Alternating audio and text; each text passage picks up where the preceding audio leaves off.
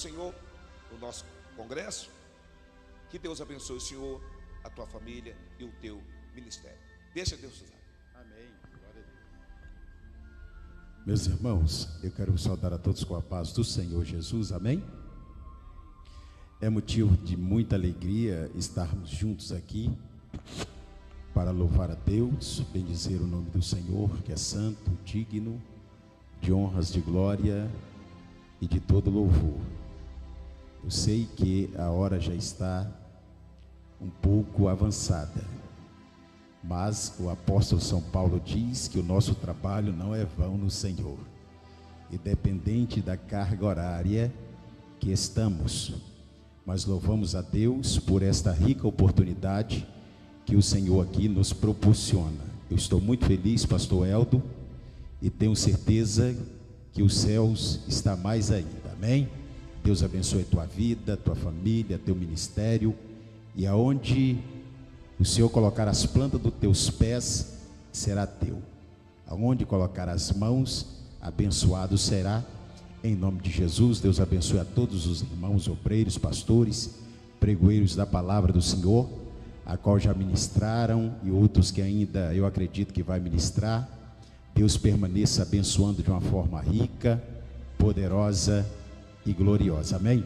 Eu estou muito feliz também, porque Jesus, Ele me deu a oportunidade de conversar com o pastor, o apóstolo, amém?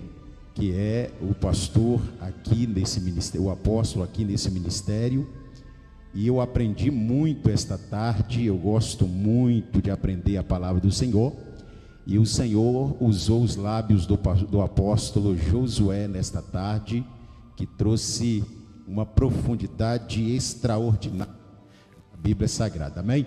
E estou grato e edificado por todas as coisas. Sobre a minha retaguarda estar aí o meu amigo Wellington,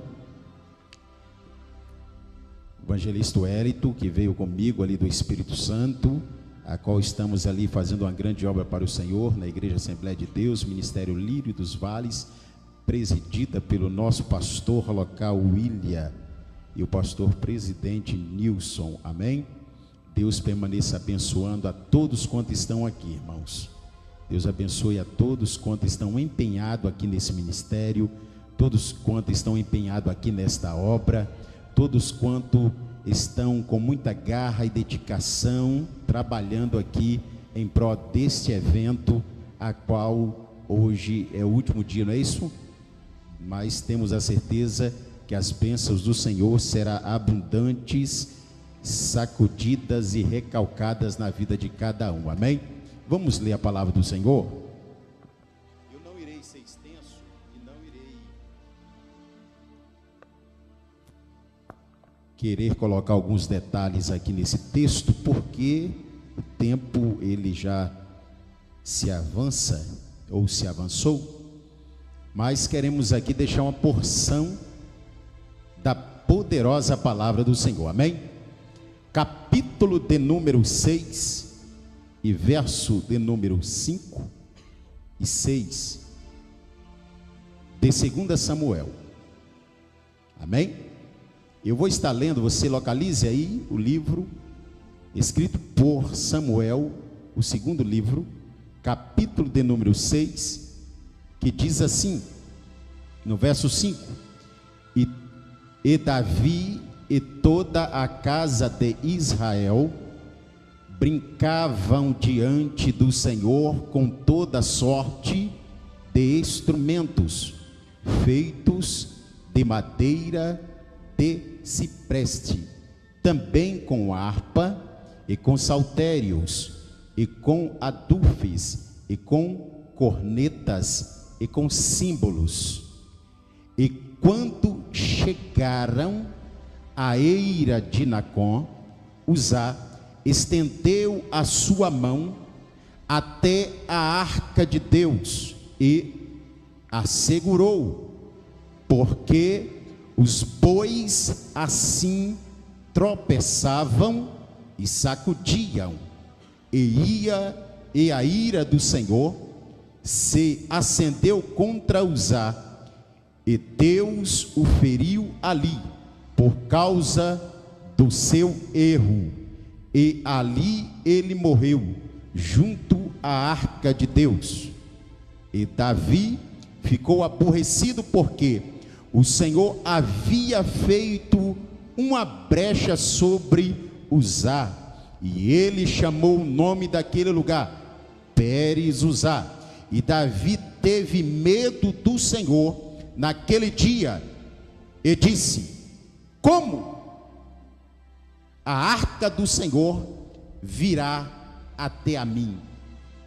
Amém? Pode se assentar. Deus, muito obrigado.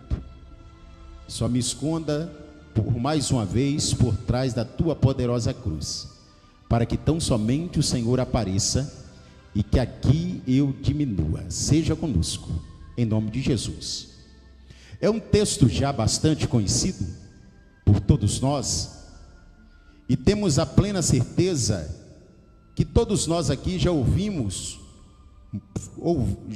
diversas mensagens acerca desse texto, a qual nós agora acabamos de ler. É um texto que, se a gente fosse falar, a gente não iria terminar hoje, porque é muito rico. Mas eu apenas quero tomar algum tempo para falar o que mais nos precisa aqui nesse texto. Por isso, nós encontramos aqui uma grande fatalidade. Fatalidade esta que nós encontramos que um homem chamado Uzá, ele e o seu irmão chamado Aiô, faziam a guarnição desta arca. Eles conduziam esta arca. Esta arca, ela estava na casa de Abinadab. Sabemos nós que Saul, ele por todo o seu reinado, ele não teve uma preocupação de invocar, de buscar, de trazer, de colocar Deus como alçado para ele reinar naquelas terras.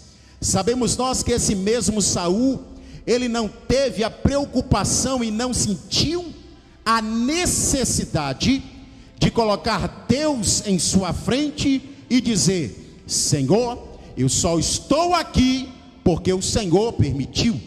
E por isso ele não teve nenhuma preocupação de trazer a arca do Senhor para Jerusalém, para o centro da adoração, para o seu devido lugar, para a sua casa.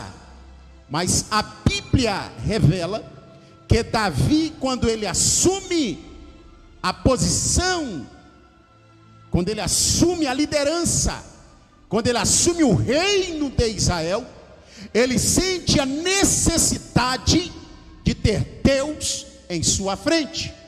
Ele sente a necessidade de trazer Deus para o eixo, ou para dentro de si, ou está à sua frente. Então ele entendeu que ele não poderia dar um passo à frente se o Deus que te chamou não estivesse à sua frente.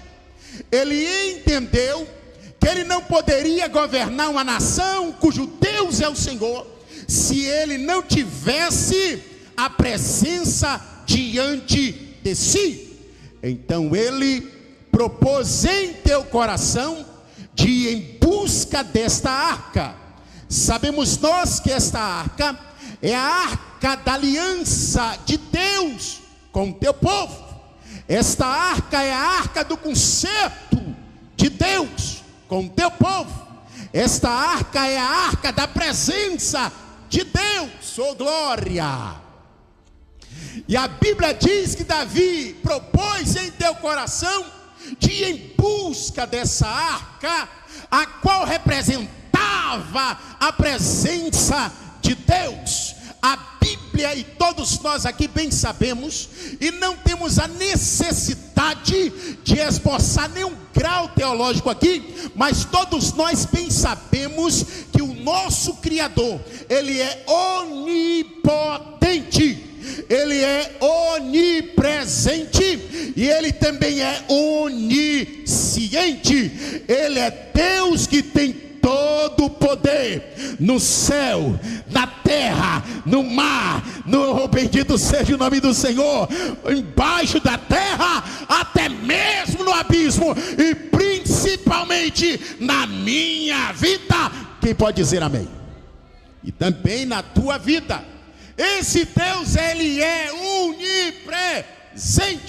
Ele pode estar posto em qualquer lugar que Ele quiser estar. E Ele resolveu estar dentro de um caixote. Ele quis estar, foi o querer dele. Ele disse: Moisés, apanha de uma madeira chamada cássia e faça para mim caixote. Faça para mim uma arca. Trabalhe a madeira. E após que ela estiver, vou resumir isso aqui, do jeito que eu preciso estar, que esteja, eu quero que você banhe de ouro por dentro e por fora. Todos nós sabemos que a madeira aqui nesse texto está falando da natureza humana. A natureza, apóstolo, aquela que nós conversamos nessa tarde, que precisava de um resgate, de uma regeneração, de uma busca do seu Criador. Então a madeira aqui representa uma natureza caída. Mas Deus estava dizendo a Moisés: após essa madeira estiver do jeito que eu quero que esteja, esse ouro que vai ser trabalhado nela representa o meu querer, representa a minha vontade, representa o meu entendimento e representa a minha mente. Esse ouro aponta para a minha essência com a grande excelência. Então por isso Moisés, revista de ouro, revista essa arca de ouro por dentro e por fora. E depois, Senhor, depois eu irei manifestar a minha glória. Depois eu irei manifestar a minha glória. Sabe quem é esta acácia aqui? Sou eu. Primeiro, essa árvore, ela não nascia em uma área urbana. Diz os historiadores que só encontravam essa madeira no deserto. E nós bem sabemos que deserto nos nossos dias não é para nos matar, não é para nos sufocar, não é para nos derrubar, não é para nos fazer sucumbir. Bendito seja o nome do Senhor. Sabemos nós que o deserto, tanto na Bíblia Sagrada quanto na vida de um crente que serve a Deus, é uma escola espiritual, a qual um crente chega cheio de espinho, com a natureza dura, com a natureza pecaminosa, e sai purificada.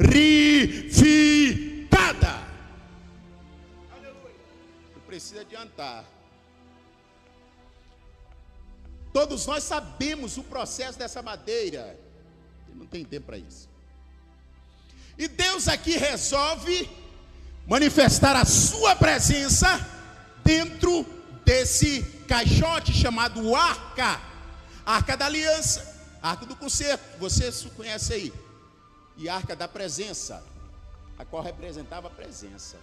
Mas essa arca agora ainda não está no centro da adoração em Jerusalém.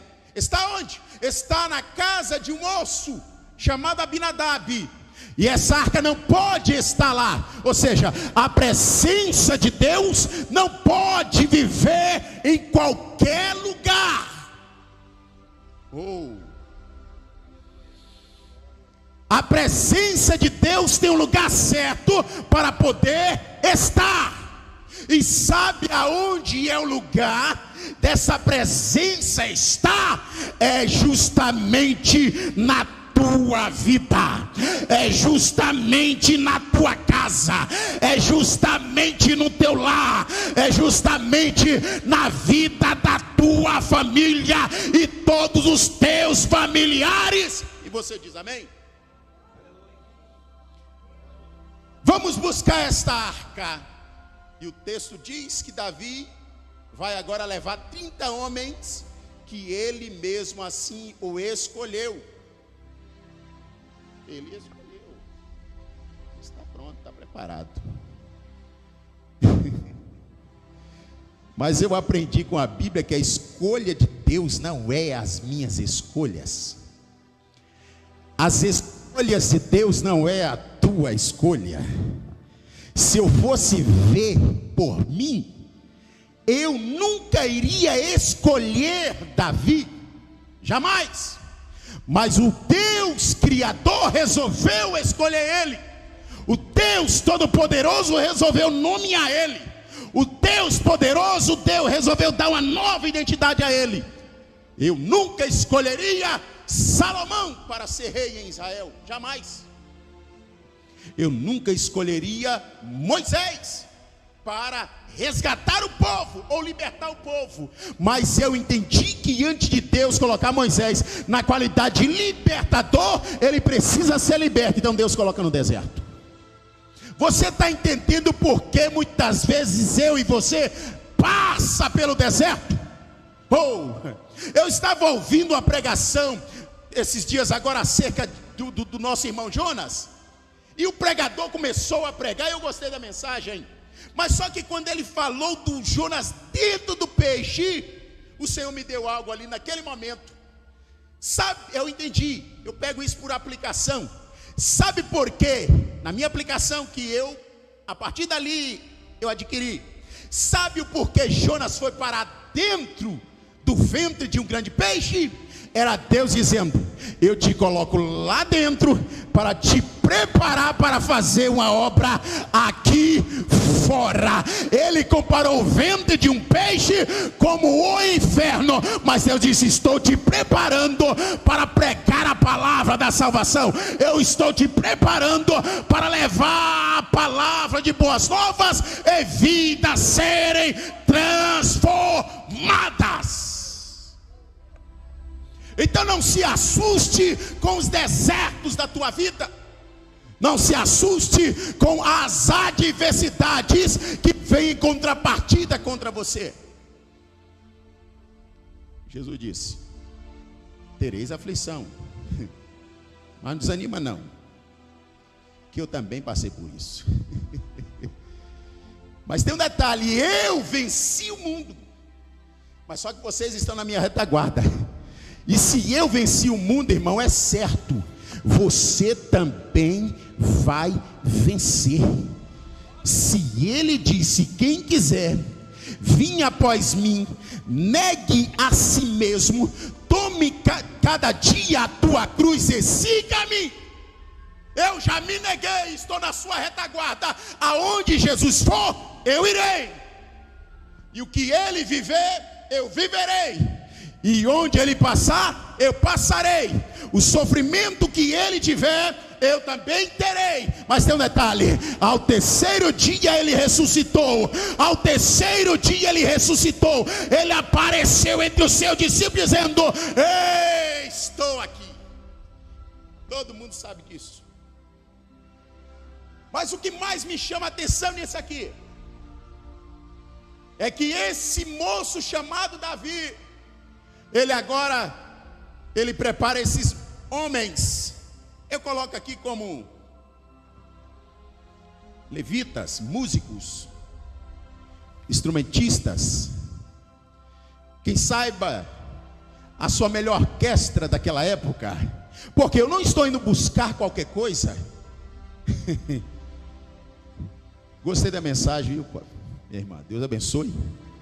O moço pediu uma esmola, mas só que quando os apóstolos disseram: olhai para mim, ele já não está pedindo esmola. Ele levanta a mão esperando alguma. Ele perdeu o foco. Ele pede esmola. Quando disse: olhai para nós, ele levanta a mão, está no texto, esperando alguma coisa, ou seja, o que vinha é lucro. Mas o homem cheio de Deus disse: não tenho o que você quer. Não tem o que você precisa nesse momento, mas de uma coisa eu tenho a plena certeza, que nós temos o que você necessita. Em nome daquele que nos chamou, Jesus Cristo, levanta-te, levanta-te e anda. Foi justamente isto. E esse moço aqui, Davi, ele agora está completamente armado. 30 mil homens.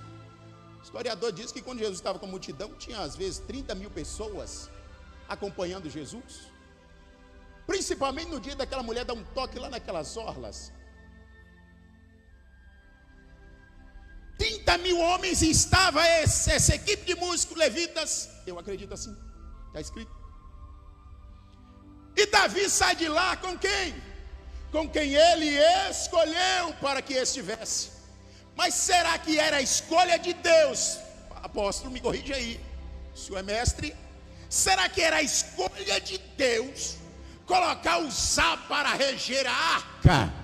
Será que era a escolha de Deus colocar Uzá para conduzir a arca? Aonde está o erro de Davi? É fazer o que os pecadores fez ou faziam. A ordem de Deus, a lei de Deus ainda é para o seu povo.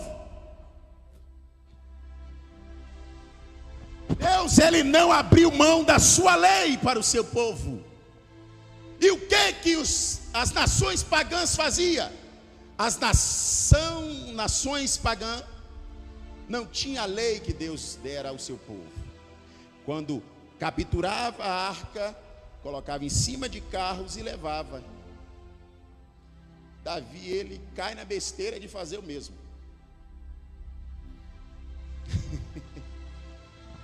Ele não se deu por conta que não era para ele fazer como as nações pagãs.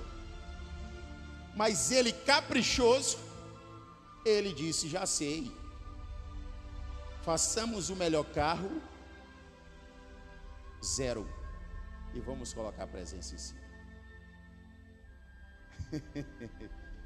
Vamos escolher o melhor bois que nós estivermos, e vamos arriar eles, e vamos buscar o que precisamos buscar. Ou seja, a intenção dele não foi má, foi boa.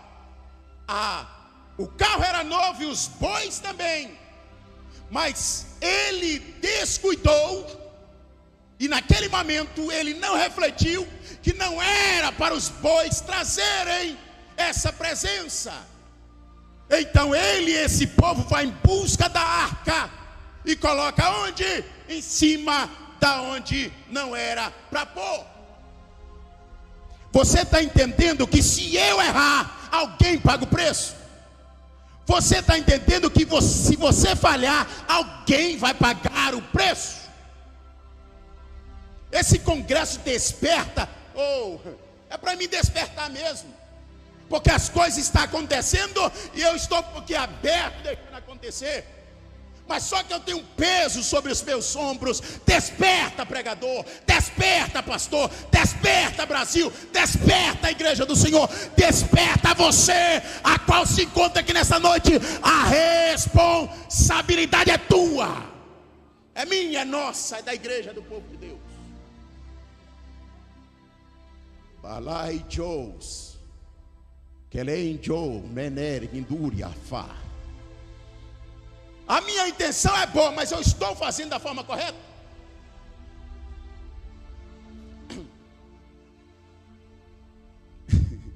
Vou pregar não, só vou dar, eu estou encerrando já. Vamos fazer um carrinho novinho, vamos pegar uns bois novinhos, vai dar tudo certo. Mas deu certo mesmo. Porque a Bíblia diz que Deus se manifesta é na nossa fraqueza. Mas vem Davi e os seus escolhidos, é levita, é músicos, é tocadores, é orquestra, todos em nome do Senhor. E a Bíblia diz que Davi vinha saltando, dançando e jubilando na presença do teu Criador. Foi na presença, mas só que tinha um detalhe. Quando Davi dançava, gesticulava, saltava e se alegrava, era Deus dizendo: não estou nessa festa, não estou nessa dança, não estou nessa alegria, não estou nessa atitude e não estou nessa música, porque se eu estivesse, não iria gerar morte, e se gerasse morte, eu iria ressuscitar. Então Davi está dançando. Sabe o que eu entendi com isso? Eu liguei esse texto aonde Elias estava no Carmelo, diante de 850 homens que profetizavam em nome de Baal e Azera. Você já imaginou o culto desse povo? Meu irmão, era crente rodando até na parede. 850 profetas, pastor, apóstolo. É cada um levantando, é assim diz o Senhor. Se 12 homens revolucionou a história da igreja, imagina 850.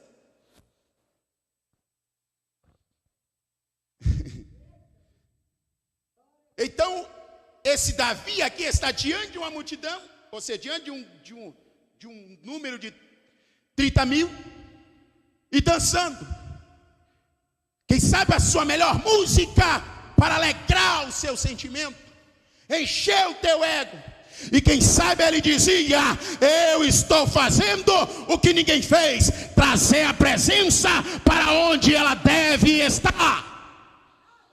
Mas Deus, ele quando quer honrar um pequeno eldo da vida, mas Deus quando ele quer honrar um pequeno apóstolo Josué da vida, sabe o que ele faz, apóstolo? Ele deixa quem quiser dançar, dançar. Ele deixa quem quiser pular, pular. Ele deixa quem quiser rodar, rodar. Ele vai dizer assim: nessa festa, nessa dança, nesse remelejo todo, eu faço a diferença. Eu vou fazer esses bois novos começar a tropeçar agora.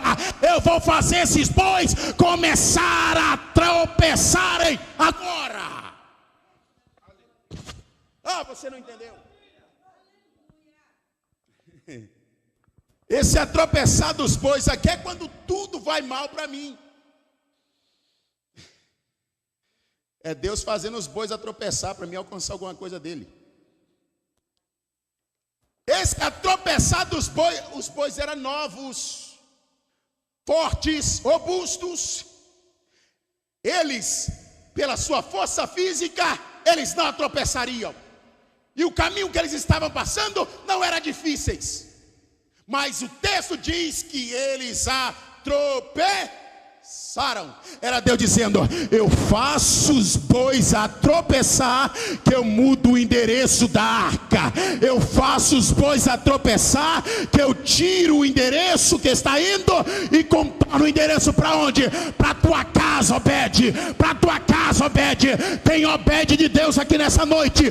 Tem Obed de Deus aqui. Gesticule assim com as tuas mãos, por favor. Você está entendendo que Deus está fazendo os bois a tropeçar para a arca chegar na tua vida, para a arca chegar na tua casa, para a arca chegar na tua família? Você está entendendo que os bois aqui estão se atropeçando para a sua história ser mudada? Você não entendeu que esse deserto que você está vivendo, está passando, é só um tempo transitório e passageiro. É os bois se tropeçando para a bênção chegar na tua vida. Oh, já estou encerrando. Os bois se tropeçam.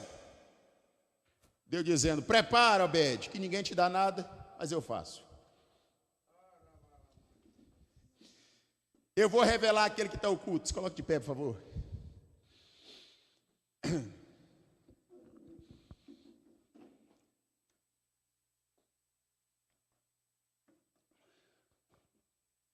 Vou revelar aquele que está oculto. Está oculto, mas eu revelo. E como que é esse negócio, Senhor? Senhor, como que esse negócio vai chegar lá em casa agora? Tem um moço aí. O endereço dele é certo. E a Bíblia diz que essa arca teve um endereço. Todo mundo conhece. Ficou 3 meses na casa de um moço, servo e comparado como escravo, Obed, que veio da linhagem de Esaú. Ninguém dava nada pelo nosso irmão Obed, mas Deus escolheu Obed e colocou a arca dentro da casa dele. E está escrito, a presença esteve no período de 3 meses apenas, e toda a casa, toda a família, por que não dizer, todos os familiares de Obed foram abençoados. Você levante a mão que eu quero profetizar. Os seus 3 meses futuros serão prósperos e abençoados mais do que, ei, você está entendendo? Mais do que 20 anos seu que já se passaram. Se preparam para esses 3 meses futuros, porque esse evento Desperta Brasil, aqui nessa localidade, não foi em vão. O Senhor tem um endereço para a tua vida, tem uma proposta para a tua vida, tem uma bênção para a tua vida, e tem algo de Deus para a tua vida. Deus, muito obrigado por sua palavra. Aqui nós agradecemos, honrando o Senhor, em nome de Jesus. Amém. Deus abençoe.